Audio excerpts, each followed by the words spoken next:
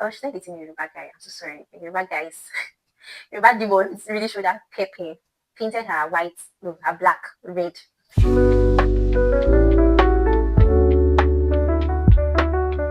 What will you do now if your boss should decide to give you a branch of where you're working for you to manage? What would be your first response? How will you act? And this reminds me of a story. I'm proud to be an Igbo person, and I love the fact that Igbo people usually um, have this system whereby you work for somebody and then the person pays you back. Probably helps you establish your own business, and that's a payoff.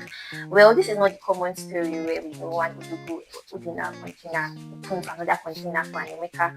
But this one is the story of a girl who lost her father while she was about to enter uni. Her mom struggled to take her through school. So while she was in special her business and she was really doing well, after NYC, she gathered money she made from NYC and she used it for to establish a big hair business in Lagos. At all of this, while she was blooming, business was going well, her mom really wanted her to get married. Her mom had been disturbing her. When am I going to have my grandchild? I'm getting old, and you're my only daughter, so I need a grandchild. Well, she wasn't so much about the whole marriage thing. If she finds a husband, she will, but it wasn't a big deal for her. All of this business was going so well. She had to employ three other people. She employed Esther, Sandra, and Obiageli. That was quite remarkable among the three that she employed. In all of this, Esther always showed up, came early, and and everybody was like, the other two, like Sandra and Obiageli, they were like, we're all still going to get paid, so why the extra effort? Well, after this lady, her mentor had a birthday, her child's birthday party. She did not want to throw a big birthday party. They really have not seen her mentor's child well. Anyways, the birthday party was more like a review. So she called all her mentees and she was advising them to get married. Then finally they saw the child. Child at one could not stand, could not talk, could not hold her neck up. Yeah, she wondered there's something wrong with the child. So she told them the child had Down syndrome, could not do much, and she doesn't grow as like the way other children grows. And the doctor said it's because might be because she had the child at a late age. She had the child while she was 15. Whoa. This lady, it was like cold chills in her body. Like, I mean, that means what my mom is saying is true. I really need to get married. So because of that story that she was a little bit pressurized, instead looking out for dating sites and all out on getting married so that she doesn't end up like her mentor. Oh, she's not dating a Yoruba guy. I'm so sorry. The Yoruba guys, Yoruba demons really showed her pepper, painted her white, no, her black, red. Anyways, Tolu ate this girl's money, sucked it, ate her dry. She didn't even realize it was, oh, love, this guy, he has his mouth like this, his mouth is sweet, corn. So whenever he comes to sweet talk her, she would just give him the money, and she wasn't realizing what was happening until it was time to pay her workers, and she couldn't even pay rent, and she knew something was wrong. That's when her eyes opened. Is this Tolu don't show her she broke up with this guy, and I mean, after 1 week, she saw wedding invitation to Tolu's wedding. She was mad. So she started dating another guy. She said she's done with Yoruba guys, so she was looking for that tribe. She started to date an Igbo guy. This Igbo guy was from the abroad. I just came back.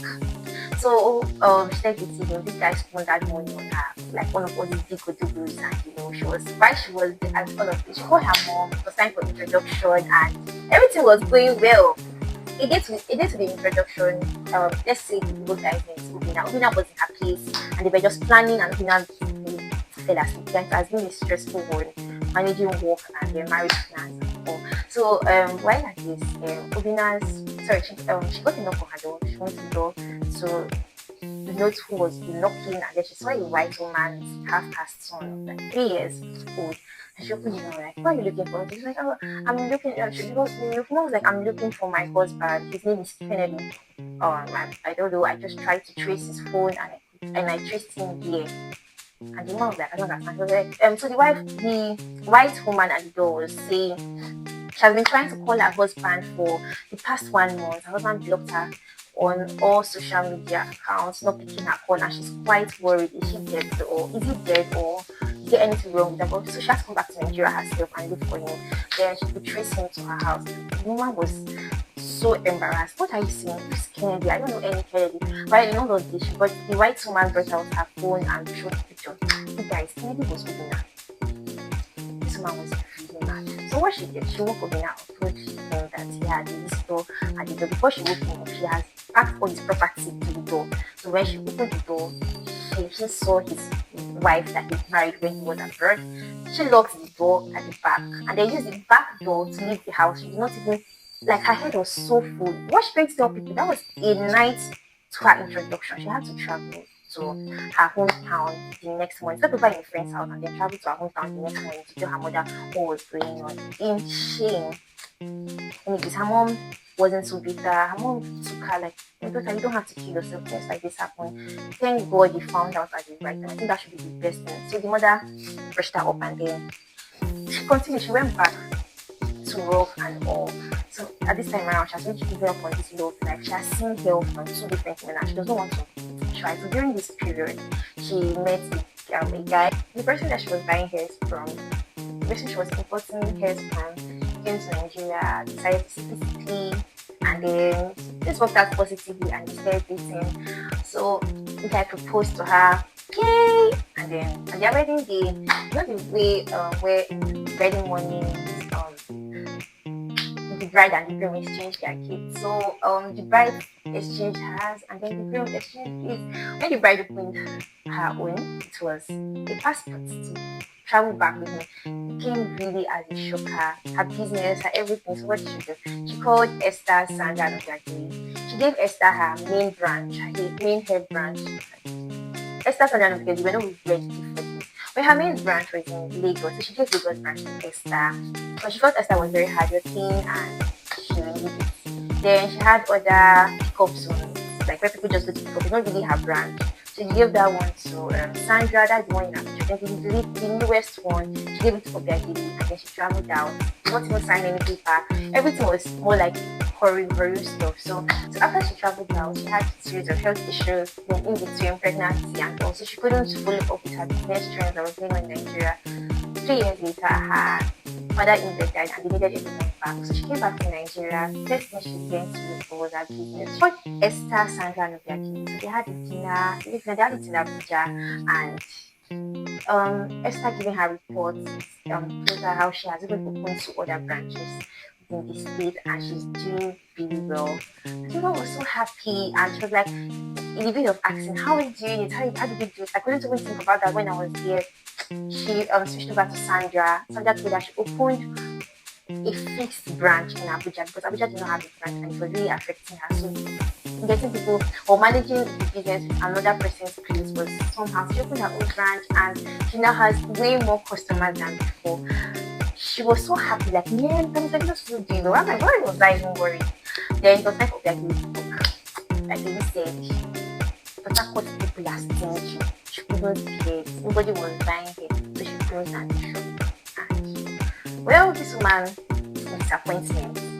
So what she gave to Obiageli to Esther, who has done well, and thanked her very well. And then told Obiageli, just listen to Obiageli because Obiageli has been receiving salary for the past 2 years and she hasn't been doing anything with it. She just closed down the branch.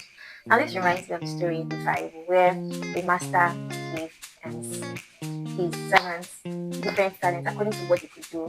5, 3, and 1. And then we could see that the person with 1 talent went to hide his talent and decided not to invest in it. I just want to liken this person with 1 talent to people who feel what they have or they always feel like what they have to do is so much and they don't feel like they can do it. Well, you're also like me. I really never want to do anything. I always feel like I can't do it. But the thing is, whenever we have this, whenever we don't do what we want to do, we don't know how much people that we are affecting because you don't know how much what you want to do is going to help other people and you don't even know what reach you're going to meet if you don't get doing it. So instead of looking down at yourself and down at your resources, let's try to do something today. Thank you. Was this helpful? Like, don't forget to share to people that you feel should do better, or people that have been telling you they want to do 1,000 things since 100 years ago and you haven't done it till now. And subscribe if you haven't. Thank you.